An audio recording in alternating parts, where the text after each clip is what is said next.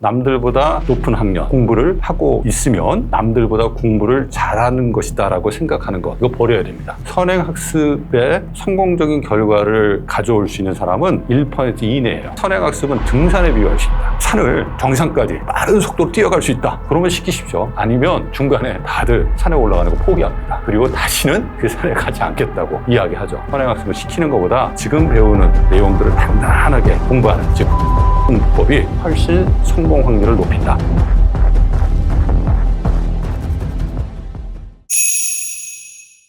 예, 안녕하세요. 우리 학생들의 자기주도 학습력, 문해력을 연구하고 교육하고 있는 서울대 교육학과 신정호 교수입니다. 전 시대에 문해력이 특히 중요해진 이유는 뭘까요? 이 문해력이 4차 산업시대에 되게 중요한 핵심 역량으로 강조되고 있는데, 그 이유는 지식의 반감기와 관련이 있어요. 각 분야의 지식 전체 중에 50%가 새로운 것으로 대체되는 데 걸리는 시간이 지식의 반감기인데, 이것이 대체적으로 짧아지고 있다. 새로운 지식과 기술이 계속해서 창출되니까 스스로 내용을 이해하고 판단하고 또 활용하는 이 문해력이 자기의 잠재 능력을 성장시키는 데 되게 중요한 핵심 능력이 되는 거죠. 따라서 문해력은 평생학습 시대에 자기가 갖고 있는 잠재력을 성장시키는 데 되게 중요한 생각의 힘이라고 이야기할 수 있습니다. 보통 문해력 하면 단순히 글을 이해하는 능력이라고 하는데, 사실은 글의 이해를 넘어서 이해한 결과를 내가 가지고 있는 기준을 가지고 판단하고 또 그것을 자기가 고민하고 있는 문제에 연결시킬 수 있는 힘까지를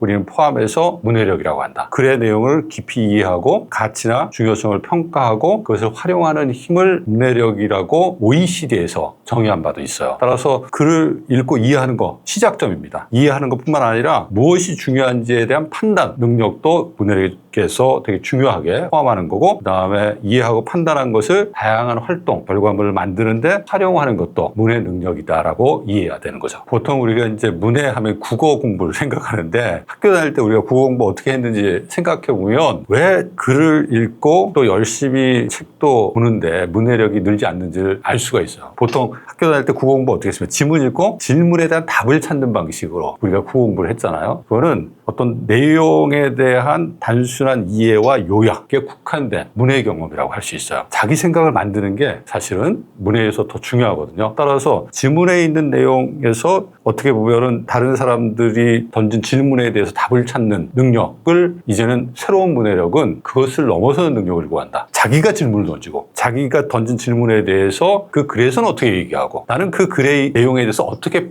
판단하는지, 그리고 나의 생각은 뭔지, 이것을 확장해서 자신의 생각의 힘 또는 결과를 확장시키는 것, 이것이 바로 제대로 된 문해력인 거죠. 그러니까 보통 글을 읽고 자신의 생각을 만드는 경험을 얼마나 깊이 했느냐가 되게 중요한데, 아이들이 글을 읽었을 때 그냥 글의 내용만 파악하는 쪽에 집중해요. 글의 내용을 파악하는 건 물론 되게 중요한 문해의 시작이지만, 글의 내용에 대해서 자기가 읽으면서 이 내용에 대해서 나의 생각은 무엇인지, 또는 이 주장에 대해서 좀 더 알아봐야 될 것은 무엇인지 자꾸 생각하면서 글을 읽어야지 글의 내용이 일종의 지식의 획득을 넘어서 내가 생각하는 힘으로 전환될 수 있거든요. 그러니까 글을 잘 읽는 문해력이 뛰어난 친구들은 자신이 글을 읽는 동안 글의 내용을 단순히 수동적으로 이해하는 그런 활동에 집중하는 것뿐만 아니라 자신의 생각을 만드는, 즉 창조하는 문해 경험들을 같이 경험한다는 겁니다. 쇼폼 중독 시대, 문해력을 기르는 습관은 무엇일까요? 요즘 세대가 영상 세대이기 때문에 영상을 보지 말라고 하는 것은 불가능합니다. 쇼츠는 좀 문제가 있지만 어느 정도 분량의 영상을 보고, 특히 이제 이런 강연, 토크, 영상들 도움이 될 수 있어요. 이 영상을 보고 반드시 생각하는 시간을 가져야 됩니다. 영상은 일방적인 거예요. 영상에 등장하는 강연자가 그 내용을 일방적으로 전달하는데, 문해는 일방적으로 내용을 내가 수용하는 경험이 아니라 상대방하고 대화하는 방식으로 일종의 생각을 교환해야지만 깊어지는 겁니다. 따라서 영상을 보고 난 다음에도 내가 가지고 있는 생각을 한번 정리해보고, 또 영상에 나온 강연자에게 어떤 질문을 던지면 좋을지 자신의 생각을 정리하는 그런 시간을 갖게 되면 영상을 통해서도 문해 능력을 어느 정도 향상시킬 수 있죠. 또 이렇게 자기가 던져놓은 질문을 영상에 등장하는 강연자는 설명을 못 해주잖아요. 다른 친구하고 같이 이야기해보는 겁니다. 또 부모님하고 그 영상을 보고 그 내용에 대해서 이야기해보는 일련의 시간을 갖게 되면 그 영상의 컨텐츠를 이해하는 것을 넘어서서 영상의 컨텐츠를 바탕으로 나의 생각을 만들어 볼 수 있는 경험을 할 수 있는 거죠. 아이들의 문해력 향상을 위해서 부모님들은 어떻게 해야 할까요? 책 좀 읽어라 말 대신에 책 좀 읽으세요. 사실 우리 성인들이 책을 더 안 읽습니다. 부모님들이 책을 안 읽는데 아이에게 책 읽어라 이렇게 얘기하면 그 이야기를 따를 이유가 하나도 없죠. 따라서 부모님이 평상시에 책을 읽고 생각하는 모습을 보여주는 거 되게 중요합니다. 그리고 우리 아이가 뭐 책을 읽지 않더라도 가벼운 일상적인 주제 있잖아요. 그 주제에 대해서 부모님하고 대화하고 하는 일련의 과정을 거치게 되면 자꾸 어떤 것에 관심을 가지고 학습하고 이야기하는 일련의 과정을 통해서 뭔가 내가 아는 것의 즐거움, 자기의 생각을 만들어가는 즐거움들을 경험할 수 있어요. 그래서 우리 부모님들이 아이하고 일상의 대화를 좀 보곤 하세요. 옛날에 아이들이 어렸을 때 보면은 대화의 주제가 되게 다양했습니다. 근데 아이가 성장하면서 대화의 주제가 딱 하나로 집약됩니다. 공부. 그 공부를 최근 월드컵 하잖아요. 또 다양한 이벤트들 있잖아요. 또 아이가 좋아하는 주제들이 있습니다. 그 주제로 확장해서 같이 이야기해보면서 그 주제에 대한 공통된 관심사를 만들어보고 그 공통된 관심사를 중심으로 짧은 글이나 책, 영상 이런 것들 같이 보면서 같이 대화할 수 있는 가정의 분위기를 만들어 보세요. 그런 작은 변화부터 시작해서 나중에 책을 읽고 생각을 나누는 문화로 가정이 점진적으로 바뀌어가야지 한꺼번에 우리 집의 문화는 책 읽고 토론하는 문화다. 이게 가능하지는 않습니다. 책을 우리가 읽을 때 가장 중요한 것은 내가 관심 있는 주제 책을 읽는 거예요. 관심 없는 책은 일단 시작하기가 어렵습니다. 그래서 내가 최근 뭐 금융투자에 관심 있다라고 하면 그와 관련 책들을 선택해서 한번 읽고 생각하는 시간을 가져보세요. 모든 독서의 시작은 자기의 관심사로부터 시작하고 그 관심사에 대한 깊은 독서 경험, 문해 경험을 갖게 되면 그 관련된 다른 주제에 대한 책도 관심이 생기기 때문에 자연스럽게 읽게 돼요. 그래서 시작은 항시 자신이 관심 있는 주제로부터 하는 것이 바람직하다. 반드시 뭐 어려운 책, 고전을 읽어야 된다. 이런 고정관념은 버리십시오. 부모님이 이제 아이들 문해력 키운다고 책 읽고 난 다음에 아이들이 책의 내용을 잘 알고 있는지 질문들을 많이 하세요. 그 질문들이 아이들의 독서 동기를 떨어뜨립니다. 너 책 열심히 잘 읽었어? 이 일종의 취조하듯이, 시험하듯이 우리 부모님들은 질문을 하기 때문에 오히려 질문이라고 하는 부모님의 행동이 아이들의 독서 마음을 해칠 수가 있습니다. 따라서 책을 읽고 난 다음에 아이하고 그냥 일상적 대화를 하시는데 부모님 이야기만 하세요. 내가 이 책을 봤더니 뭐가 되게 좋더라. 내가 요 어근은 너무 감명 깊게 읽어서 내가 지금 외우고 있어. 그리고 옛날에 엄마 아빠가 이런 일이 있었는데 요 얘기가 다 때 추억을 떠올리게 만들더라. 이런 얘기를 해주시면 훨씬 더 아이들이 책을 읽을 때 자기의 경험하고 같이 연결시켜서 책의 의미를 파악하게 되면 훨씬 더 깊이 있는 나의 어떤 생각으로 이 책의 내용들이 만들어질 수 있구나. 그리고 재미있는 내 삶의 스토리를 또 해석하고 만드는데 책이 어떻게 보면 좋은 친구가 될 수 있구나라고 하는 것들을 간접적으로 알게 되거든요. 그래서 부모님이 질문하려고 하지 말고 자기 이야기를 즐겁게 좀 아이들이 관심을 가질 수 있는 내용으로 이야기하는 행동을 먼저 실천하면 좋겠습니다. 중요한 게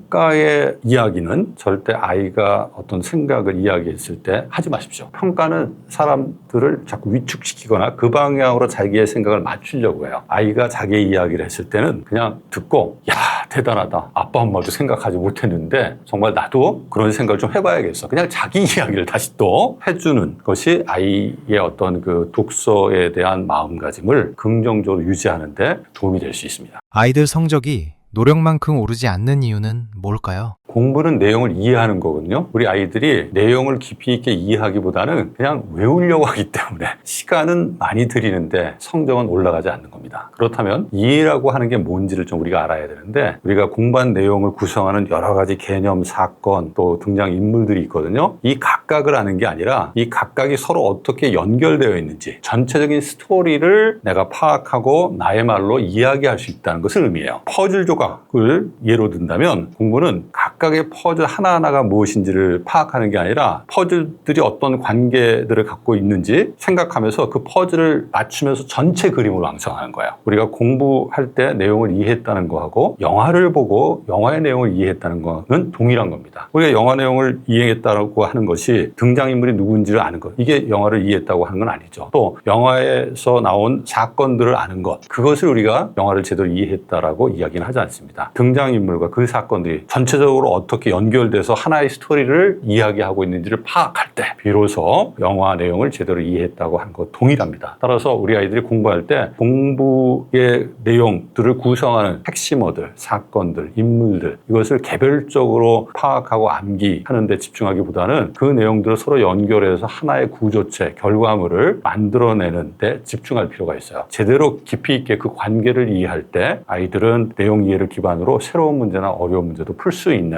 그런 힘을 갖게 됩니다. 내가 잘 이해하고 있구나라고 하는 착각을 경험한다면 그거는 가짜 공부고, 내가 뭘 알고 있는지 모르고 있는지 확인해 봤더니 정말 제대로 이해하지 못한 게 너무 많아. 이 이해하지 못한 부분을 다시 공부하면서 어떻게 해결해야겠다라고 하는 생각을 가지고 내가 어려움을 또 제대로 이해하지 못한 부분을 하나씩 해결해 갈 때 이것이 진짜 공부입니다. 그래서 제가 그 진짜 공부와 가짜 공부를 구분할 때 뭐라고 예시를 드냐면, 책을 열고 공부할 때는 가짜 공부 경험을 할 가능성이 높다. 쭉 읽을 때는 내가 제대로 모든 것을 이해하는 것처럼 생각이 돼요. 근데 책을 딱 덮고 나서 생각을 가만히 보면 내가 뭘 공부했지? 전혀 생각이 나지 않는 상황들을 많이 경험하셨을 겁니다. 진짜 공부는 바로 책을 덮고 아무것도 생각나지 않은 그 상태에서부터 다시 시작하는 겁니다. 다시 내용들을 보면서 내가 놓쳤던 부분이 무엇이고 또 내가 이해하지 못한 부분이 무엇인지를 확인해 가면서 책을 덮고 난 다음에도 그 전체 내용을 내가 기억하고 내용을 연결해서 이야기할 수 있으면 그때 경험되는 결과가 진짜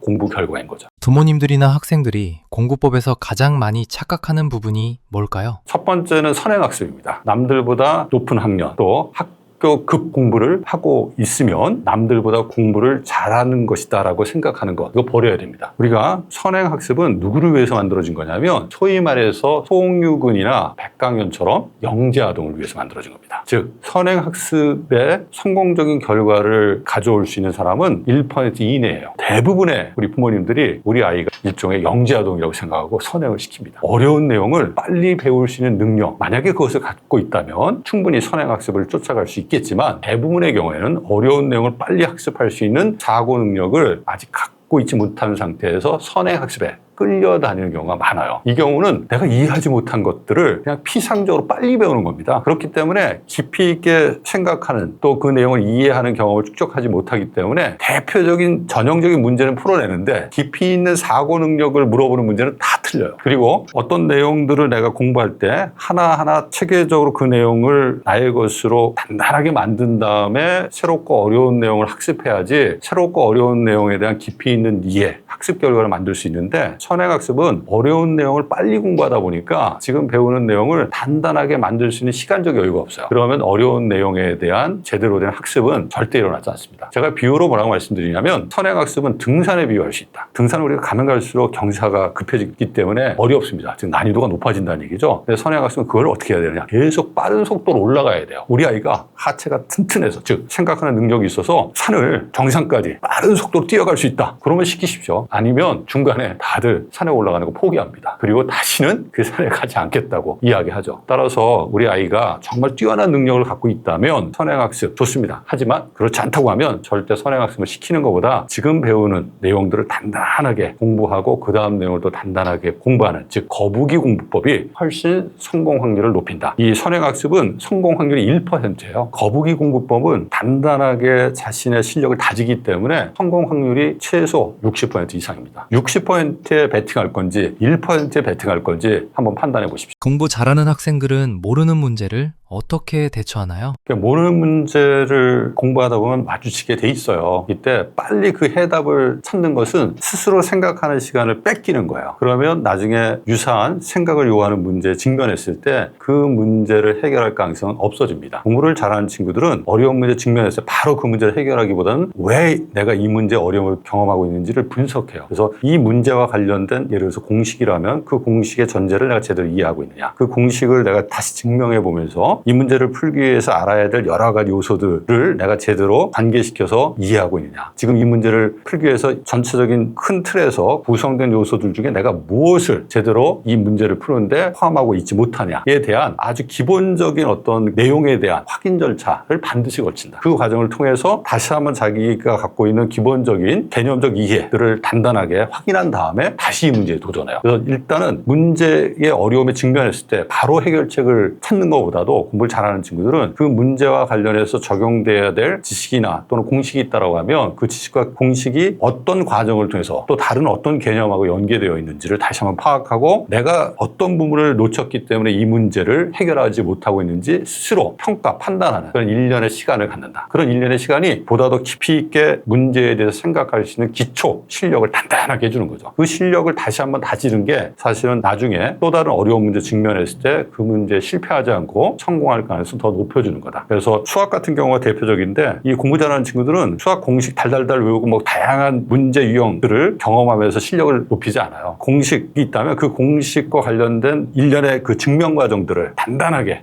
자기가 이해하려고 노력하고 또 A라는 공식과 B라는 공식이 서로 관련이 있다고 했을 때 어떤 부분이 관련이 있는지 그 관련성들을 공부할 때 되게 중요하게 내가 마스터해야 될 내용으로 설정하고 전체적인 과정과 과정 속에 포함된 여러 가지 요소들 간의 관계적 이해를 돈독히 하는데 시간 투자를 많이 한다. 그게 바로 깊이 있는 이해체계를 기반으로 한 진짜 공부죠. 사실 기본 내용을 단단하게 만들면 보다 어려운 내용들을 그 다음에 쉽게 공부할 수 있어요. 우리가 공부할 때도 한 참고서를 완벽하게 내가 숙달하는 결과를 만들어내잖아요. 그러면 그 다음에 난이도가 있는 다음 참고서 공부할 때 훨씬 더 수월하게 빠르게 참고서 내용을 학습하는 결과를 가져와요. 그래서 공부할 때 기초를 단단하게 다지는 것에 시간 투자를 많이 해야 됩니다. 그래서 수학 같은 경우에도 자신의 수준에 맞는 참고서를 하나 선택한 다음에 적어도 5번 이상을 그 참고서 내용들을 보고 문제를 푸는 거예요. 완벽하게 참고서에 있는 내용은 내가 파악할 수 있는 결과를 가져옵니다. 그런 상태에서 조금 더 난이도 있는 문제를 풀어보잖아요. 단단한 이전 공부 결과가 새로운 참고서 내용들을 쉽게 파악하고 문제를 해결하는 데 도움이 돼요. 또 시험을 볼 때도 새로운 문제가 나왔을 때도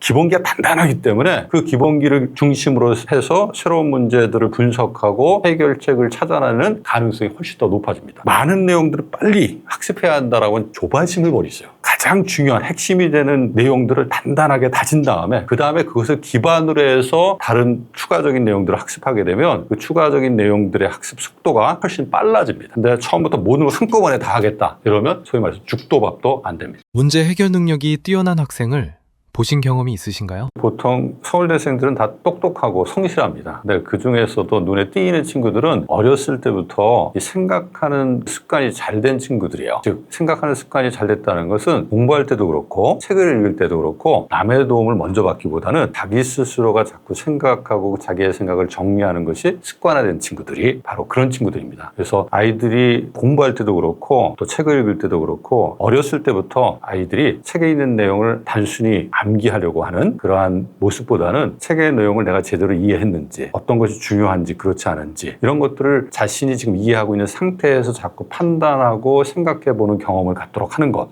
이것이 매우 중요합니다. 학습을 완벽히 끝낸 아이에게 부모는 어떤 질문을 해야 할까요? 자꾸 질문을 부모님이 하시면 안 돼요. 아이가 스스로 공부한 내용들을 확인하는 공부 습관을 키우는 게 되게 중요한데 그날 배운 것들 복습할 때 많이 추천하는 게 백지 복습법이라는 방법입니다. 서울대 학생들도 많이 그 방법을 활용하는데 내가 오늘 공부한 내용을 백지 딱 꺼내놓고 그냥 적어보는 거예요. 생각이 안 날 수도 있어요. 일단은 내가 지금 현재 오늘 배운 내용을 얼마나 알고 있는지를 스스로 평가하는 겁니다. 아무것도 내가 적을 게 없다 또는 일부 내용만 적었다라고 했을 때 빠진 부분이 있잖아요. 이때 다시 오늘 공부했던 책 또 노트 이런 거 보면서 정리하는 겁니다. 정리가 끝난 다음에 거기서 끝나면 안 돼요. 아까 이해라고 하는 것은 내용을 구성하는 요소들 간의 관계, 연결 구조를 파악하는 것이다라고 말씀드렸는데 그 오늘 배운 내용들을 구성하는 주요한 사건이나 개념들, 인문들, 요소들이 있다면 그걸 다 확인하는 활동을 끝난 다음에는 그걸 연결해서 전체적으로 어떤 내용인지 남한테 설명하는 것처럼 설명하는 시간을 반드시 가져야 돼요. 그래야지 전체 내용을 연결해서 하나의 구조체로 나의 것을 전환시킬 수 있거든요. 그걸 자기설명 공부법이라고 합니다. 그래서 백지 복습법하고 자기설명 복습법을 결합시키면 그날에 배운 것을 자기가 정말 자신 있게 남에게 설명할 수 있을 정도로 구체적으로 전환시킬 수 있는 어떻게 보면 효과적인 공부를 할 수가 있는 거죠.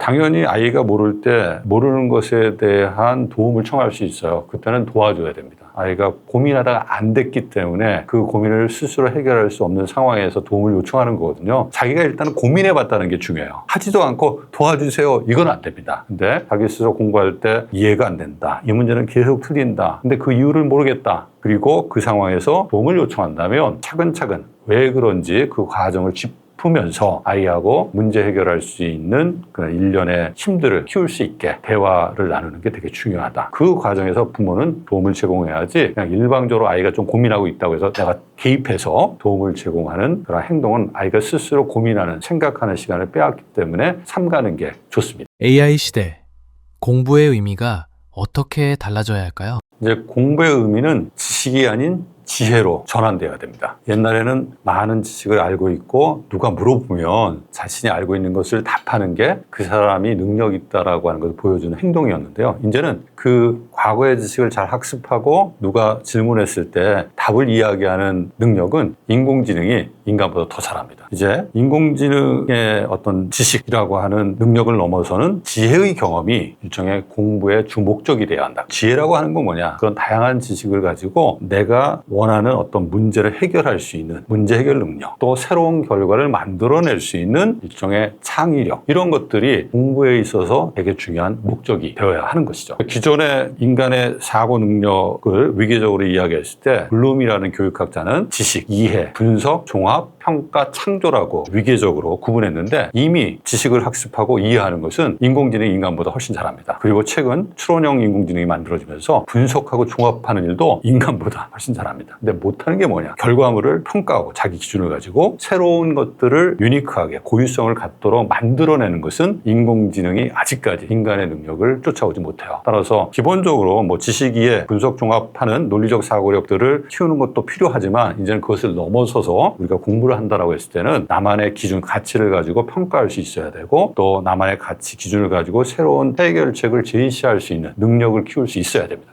학습 민첩성이라는 건 정확히 어떤 능력인가요? 학습 민첩성 개념은 어떤 내용을 빨리 공부한다는 게 아니라 최근에 새로운 지식이나 기술들이 계속해서 많이 쏟아져 나오잖아요. 그런 새로운 지식과 기술에 대해서 일단은 관심을 가지고, 즉 호기심을 가지고 자기 스스로, 자기 주도적으로 그 내용을 학습할 수 있는 마음과 힘을 우리가 학습 민첩성이라고 이야기하죠. 지식의 반감기에 대해서 말씀드렸는데 새로운 지식과 기술들이 창출되는 시대에 그 새로운 것에 대한 관심을 가지고 자기 스스로 학습할 수 있는 마음과 힘을 갖고 있지 못하다면 전체적인 시대의 흐름에 있어서 내가 전문가로서 그 분야의 자신의 역할을 제대로 수행하기는 어렵습니다. 그래서 학습 민첩성이 인공지능 시대에 상당히 중요한 학습 능력으로 우리가 이야기하고 있는 겁니다. AI를 잘 쓰는 사람들의 특징은 무엇일까요? 그러니까 말 그대로 AI에 대한 통제력을 갖고 있느냐 그렇지 않느냐. AI를 잘 쓰는 사람하고 끌려다니는 사람을 우리가 구분할 수 있다. AI에게 끌려가는 사람은 통제권을 갖고 있지 않기 때문에 AI가 제공해주는 답을 그냥 무조건 받아들이고 그것을 따라가요. 이 경우에는 인공지능이 하라는 대로 자신의 생각과 어떤 행동들을 일종에 맞춰가는 그러한 모습이라고 할 수 있기 때문에 인공지능 시대에는 절대 활용받을 수가 없는 거죠. 통제하는 사람은 어떤 거냐? 내가 도구로서 활용할 수 있어야 돼요. 인공지능에 일을 시킬 줄 알아야 됩니다. 일을 시킬 줄 알려면 내가 무엇을 알고 있는지를 알고 있어야 되고 내가 무엇을 더 알고 싶은지를 또 파악하고 있어야 돼요. 그래야지 야 내가 이만큼 알고 있는데 더 알아야 될 것. 야 인공지능 네가 좀 조사해와. 그럼 조사해온 거를 쭉 보면서 아 요거는 나한테 도움이 되겠네. 평가 판단할 수 있어야 돼요. 그리고 그것들을 결합시켜서 다시 나의 것으로 만들 수 있는 그런 힘을 가지고 있어야 한다. 그것이 바로 통제력을 갖고 있는 거예요. 그래야지만 AI에게 끌려가는 게 아니라 AI를 활용할 수 있는 사람이 될 수 있는 거죠. 질문을 던진다는 건 사실은 내 생각들을 쭉 확인하고 내 생각을 좀 확장시키기 위해서는 어떻게 해야 될지에 대한 판단 능력, 계획 능력이 있어야 돼요. 그래야지 인공지능에게 어떤 일을 시킬 건지 그게 프롬프트잖아요. 질문이고 좋은 프롬프트, 좋은 질문을 만들어낼 수 있다. 그리고 좋은 질문을 했을 때 인공지능이 다양한 정보들을 종합해서 우리에게 제시해 준다고 했을 때 그 정보들을 판단할 수 있는 또 능력을 갖고 있어야 한다. AI가 제시한 정보들을 내가 어떻게 내 생각 또는 문제를 해결하는데 활용할 것인지에 대한 판단 능력을 갖고 있어야지 사실은 인공지능 시대에 자신의 분야에서 전문가로서 자신의 일들을 성공적으로 만들어갈 수 있다. 곧 질문을 잘한다는 것은 자기가 뭘 원하는지 그 원하는 것이 무엇인지 분명하게 설계하고 그 설계한 것을 기반으로 인공지능에 일을 시킨 다음에 인공지능이 가져다 준 결과물을 내가 다시 또 평가하고 실제 활용할 수 있는 기본적인 능력을 갖추고 있다는 것을 의미한다. 공부 잘하는 것과 사회생활은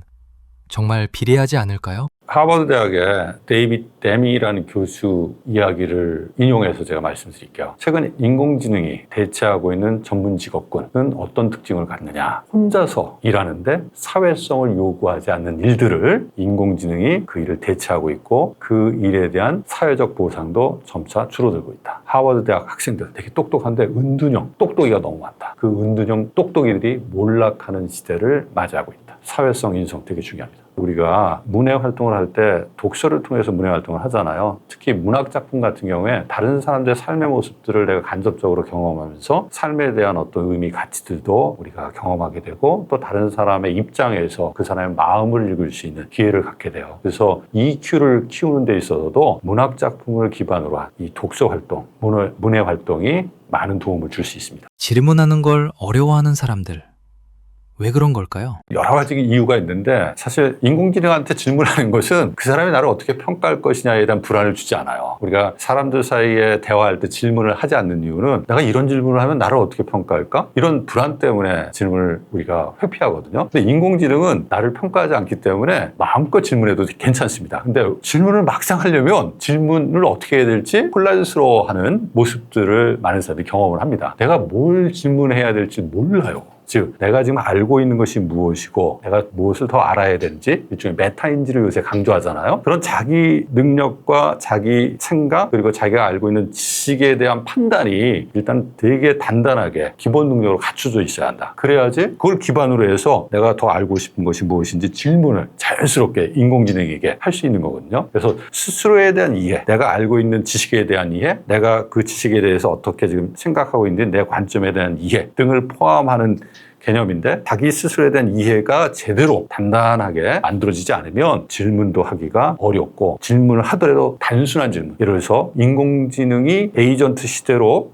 전환된다고 하는데 인공지능 에이전트 시대가 뭐야? 이건 단순한 질문만 우리가 할 수밖에 없는 거죠. 더 좋은 질문은 시대가 에이전트 시대로 전환된다라고 했을 때 사람들에게 요구되는 능력은 무엇일까? 우리가 업무를 수행할 때 어떤 방식으로 업무 수행하는 방식이 바뀔까? 이런 질문이 좋은 질문이거든요. 그러려면 에이전트 AI가 무엇인지를 알고 있어야 돼요. 내가 그것을 알고 있어야 될 그런 좋은 질문이 만들어진다. 따라서 사실 지식을 넘어서서 우리가 지혜의 힘을 키우기 위해서 공부한다라고 했을 때 지식 자체를 부정하는 건 아닙니다. 지식은 우리가 반드시 알고 있어야지 그것이 생각하는 일종의 자원으로 활용될 수 있어요. 다만 그 지식을 아는 것에서 그치지 말고 그것들을 어떻게 활용할 수 있는지를 더 확장해서 생각해보는 경험들이 더 요구된다는 것이죠. 그런 지식과 지혜에 대한 균형 있는 자신의 생각들을 만들어갈 때 인공지능에 대해서 질문하는 것도 자연스럽게 또 자신 있게 또 자신 능력을 향상시킬 수 있는 방식으로 이루어질 수 있는 거죠. 사회적 상황에서 사람들이 질문을 하지 않는 이유는 그 질문 때문에 자기가 부정적인 평가를 받을까 봐 질문을 하지 않는 겁니다. 바람직한 조직은 어떤 질문든 할 수 있어야 되고 그 질문을 기반으로 해서 여러 사람들이 자신의 생각을 이야기할 수 있는 조직 문화가 만들어져야 되죠. 되게 재미있는 대학 수업의 변화가 뭐냐면 학생들도 교수님들한테 질문할 때 자기가 질문을 잘못하게 되면 쟤는 적어도 모를까? 교수님뿐만 아니라 옆에 있는 친구들이 쟤는 공부를 제대로 안 하나 봐. 이렇게 부정적인 평가를 받을까 봐 수업 시간에 질문을 안 합니다. 근데 수업 시간에 질문을 안 하는 그러한 문제가 인공지능 때문에 해결되기 시작했어요. 애들이 수업 시간에 질문 안 하는데 인공지능한테 질문해서 자기가 궁금한 것들을 해결한다고 이야기를 합니다. 그만큼 사회적 평가에 대한 두려움 때문에 사람에게 직접 질문하는 것을 꺼려하는 거죠. 조직 내에서도 그렇고 교육 상황에서도 그렇고 개인이 궁금해하는 질문들을 자연스럽게 던질 수 있어야 되고 그것을 같이 이야기하면서 서로의 관점을 배울 수 있는 방식으로 조직 학습 문화나 수업 문화가 만들어지는 게 바람직하죠. 사실 인공지능하고 대화하는 것보다 사람들은 사람하고 대화하는 걸 더 좋아합니다. AI와 함께 살아가는 시대에서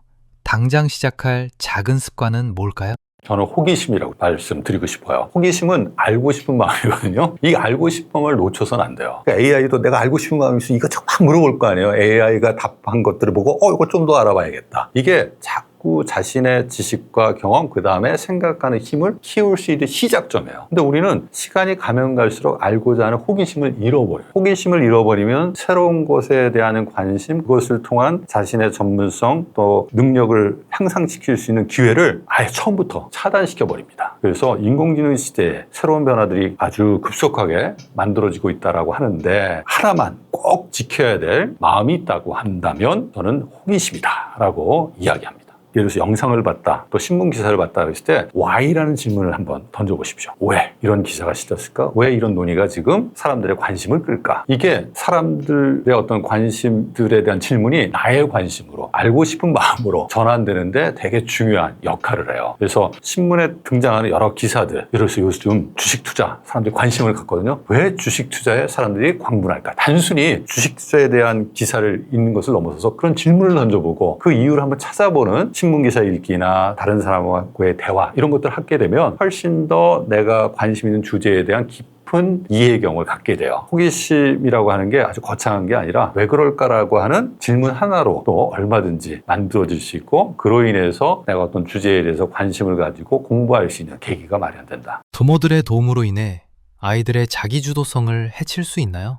이게 헬리콥터맘이라고 해서 옛날에 모든 것들을 챙겨주는 부모들이 아이의 자율성을 빼앗아가고 있다라는 이야기 많이 했습니다. 모든 걸 챙겨주면 좋을 것 같은데 이제 나중에 아이들이 점점 커가면 내가 원하는 것을 방해하는 것으로 생각되기 시작을 해요. 그리고 자기가 자기 일에 대해서 고민하고 계획하고 실천해보고 무엇이 잘 됐는지 그렇지 않은지를 평가해보는 일련의 과정을 통해서 자기 스스로에 대한 어떤 긍정적인 힘들을 만들어가는데 남이 다 해주잖아요. 그러면 내가 아무리 잘했어도 내가 잘해서 그런 게 아니라 부모님이 다 챙겨줘서 또 운 때문에 내가 좋은 결과를 만들어냈다라고 생각하는 경향성이 커집니다. 내가 스스로 할 때 나의 능력에 대한 자부심이 생기는데 남이 다 챙겨주면 성취에 대해서 긍정적인 마음가짐이 안 만들어져요. 결국은 자꾸 챙겨주는 게 우리 아이들의 자율성, 뭔가를 했을 때 자부심 이런 것들을 손상시키는 적이 될 수가 있는 거죠. 자기주도성을 키워주기 위해서는 가장 중요한 게 선택이에요. 선택. 그러니까 자기주도성이라고 해서 아이들이 마음껏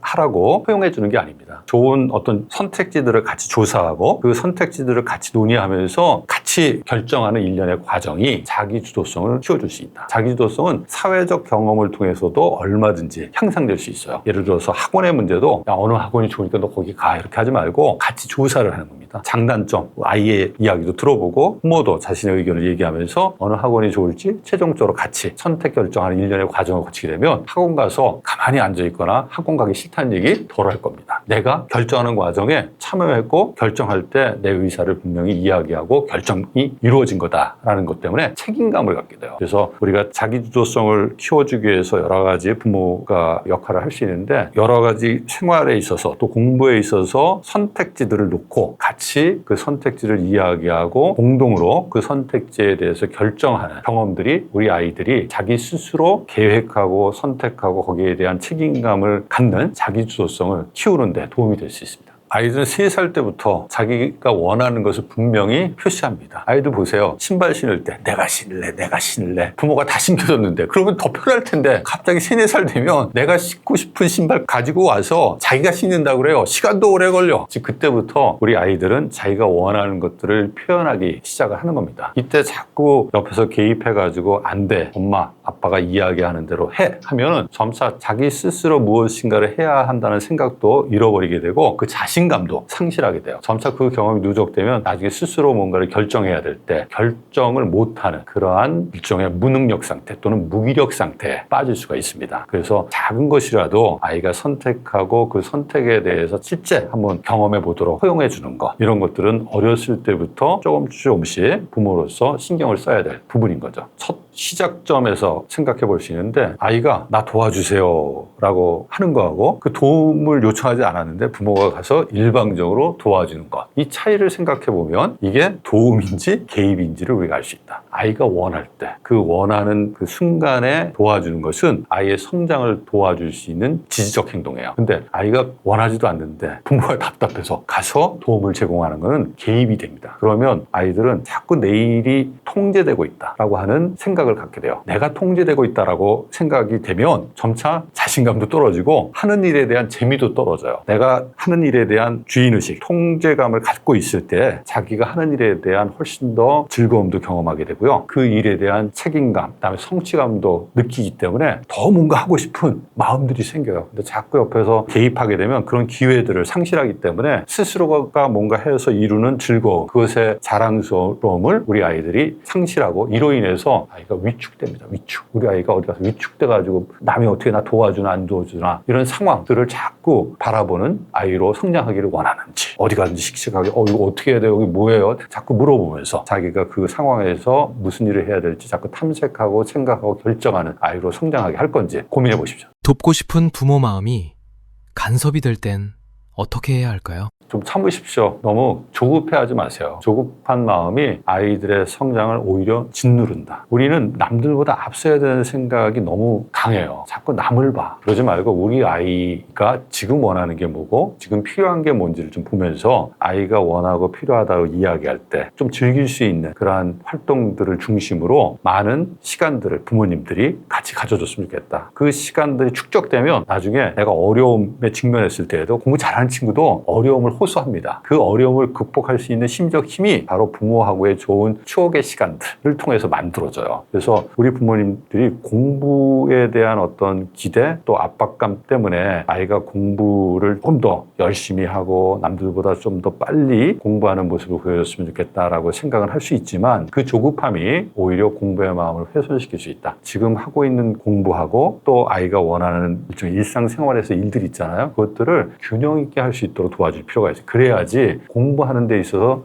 힘듦이 그렇게 아이를 지치게 하고 공부하는 일련의 과정에서 나 이 공부 재미없어 못하겠다. 내가 왜 공부하는지 모르겠다. 이 공부 안 해도 잘 살 수 있는 거 아니야? 이런 반항적인 행동으로 이어지지 않을 수 있다. 또 이 갈등이 생기잖아요. 나중에 수습하기 어렵습니다. 그런 우를 절대 범하지 않았으면 좋겠습니다. 아이들 보잖아요. 어렸을 때 다 적극적으로 뭐 알고 싶어요, 뭐 하고 싶어요 그런다고. 그게 사람들이 갖고 있는 기본적인 심적 특성이에요. 근데 아이가 갑자기 뭐든지 하고 싶지 않아 해. 자꾸 그냥 어떤 활동이 있는데 활동으로부터 멀어지려고 해. 이건 위험 신호예요. 이게 나중에 생활하고 공부 다 연결됩니다. 그래서 우리 아이가 절대 잃어버리지 말아야 될 게 뭐냐면 적극적으로 뭔가 하고 싶은 마음, 참여하고자 하는 마음, 자꾸 손들고 저요 하는 거 있잖아요. 그런 적극적인 마음을 잃지 않도록 하는 거. 이게 되게 중요하다. 그 적극적인 마음이 있어야지 공부도 스스로 하게 되고 공부하는데 어려움이 있어도 어떻게든지 이겨내려고 하고 또 친구 관계도 마찬가지예요. 또 학교에서 그 여러 가지 활동 참여하는 것도 자기 스스로가 즐겁게 할 수 있는 어떻게 보면 기반이 될 수 있다. 그래서 우리 아이들 성적보다 더 먼저 봐야 될 것은 적극적인 마음가짐이다. 젠센 황이 그랬잖아요. 인성도 사회성도 능력이다.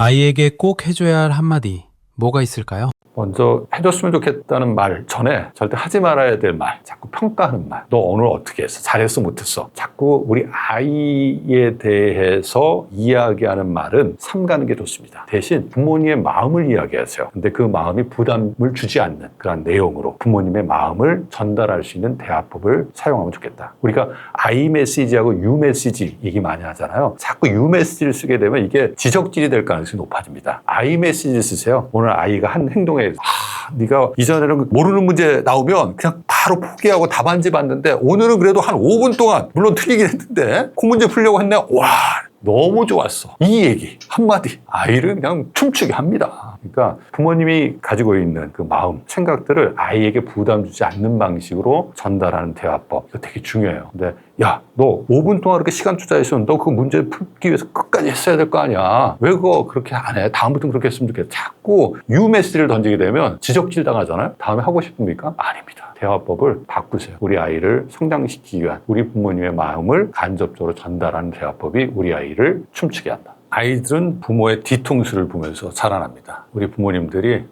솔선수범해서 책도 읽고 공부도 하고 자기주도적으로 자기의 삶의 의미들을 만들어가는 모습을 보여줘야지 우리 아이도 그렇게 성장할 수 있다. 우리 부모님이 반대의 모습을 보여주면 우리 아이도 그렇게 될 가능성이 있다. 꼭 명심했으면 좋겠습니다.